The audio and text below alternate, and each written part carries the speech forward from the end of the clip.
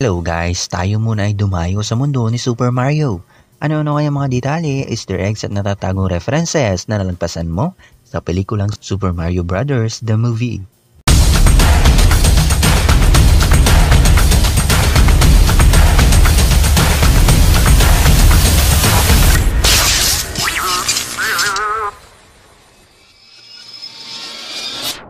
Before we begin, you can comment down below to join in my custom shoutout.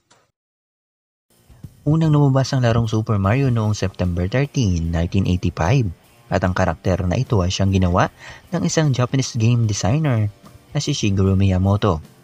At ang larong ito ay hanggang ngayon sikat pa rin. Naaalala nyo ba ang larong Duck Hunt? Ang isa sa mga pato ay may kita natin sa eksenang ito. May kita rin natin dito ang asong nasa laro sa litratong ito. Siyempre, hindi rin may iwasan ang reference sa Donkey Kong kung saan bumida rin si Mario. At sa ilang eksena, may kita natin dyan ng ilan sa mga kasamahan ni Donkey Kong na sina Diddy, Dixie at Chunky Kong. Pakinggan natin ito. Ito ang nagagawang tunog bago magsimula ang mga Nintendo games.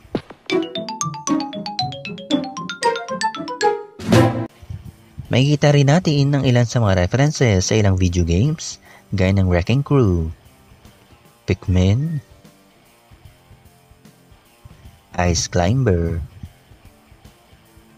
F-Zero Saga, Balloon Fight Game,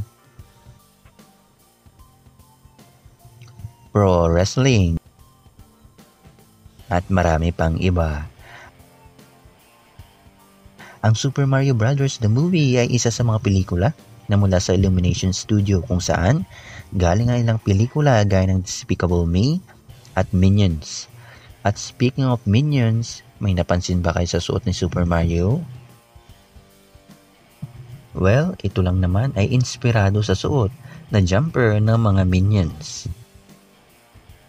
Magbabalik ang M-Stream dahil marami pang kasunod yan. Ako ang kakampi mo sa mga palabas at pelikulang tulad nito. Huwag kalimutan mag-iwan na like, huwag mahiyang mag-suggest o mag-request. See you, mga ka-streamers!